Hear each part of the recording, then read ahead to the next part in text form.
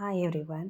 ಹುರಿದ ಅಕ್ಕಿ ತಂಬಿಟ್ಟು ಅಂದರೆ ಹಬ್ಬಗಳಿಗೆ, ಶಿವರಾತ್ರಿ ಹಬ್ಬ ಮತ್ತು ನಮ್ಮ ಊರ ಹಬ್ಬಗಳಿಗೆ ಮಾಡುವಂತಹ ಹುರಿದ ಅಕ್ಕಿ ತಂಬಿಟ್ಟನ್ನ ಹೇಗೆ ಮಾಡೋದು ಅಂತ ನೋಡೋಣ ಬನ್ನಿ. 1.5 ಸೇರು ಅಕ್ಕಿ, ಕಾಲು ಪಾವಷ್ಟು ಹುರಿಗಡಲೆನ ಹುರಿದು ಪುಡಿ ಮಾಡಿ ಮಿಲ್ಗೆ ಹಾಕಿ ಪುಡಿ ಮಾಡಿ ತಂದಿದ್ದೀನಿ.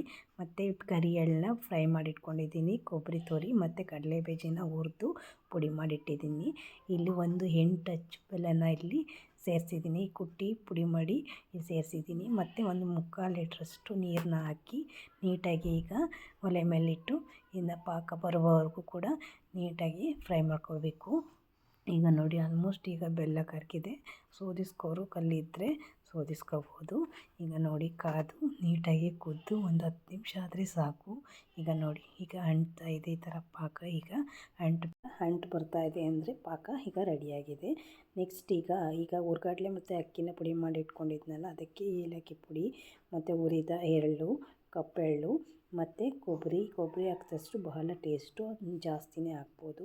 ಮತ್ತು ಕುಟ್ಟಿ ಪುಡಿ ಮಾಡಿದಂತಹ ಹುರಿದ ಕಡಲೆ ಬೀಜ ಇದೆಲ್ಲನೂ ನೀಟಾಗಿ ಈಗ ಮಿಕ್ಸ್ ಮಾಡ್ಕೋಬೇಕು. ಈ ಹುರಿದ ಅಕ್ಕಿ ಹಿಟ್ಟಿಗೆ ಈಗ ನೀಟಾಗಿ ಮಿಕ್ಸ್ ಮಾಡಿ ಇಟ್ಕೊಂಡ ನಂತರ ಇಲ್ಲಿ ಪಾಕನೂ ರೆಡಿಯಾಗಿದೆಯಲ್ಲ, ಈಗ ಪಾಕನ ನಾವು ಉಂಡೆ ಕಟ್ಟುವಷ್ಟು ಎಷ್ಟು ಬೇಕೋ ಅಷ್ಟು ನೋಡಿಕೊಂಡು ಸ್ವಲ್ಪನೇ ಸೇರಿಸ್ತಾ ನೀಟಾಗಿ ಇಲ್ಲಿ ಮಿಕ್ಸ್ ಮಾಡ್ಕೋಬೇಕು. ಈಗ ನೋಡಿ 3 ಸೌಟಷ್ಟು ಹಾಕ್ಕೊಂಡಿದ್ದೀನಿ ಫಸ್ಟು.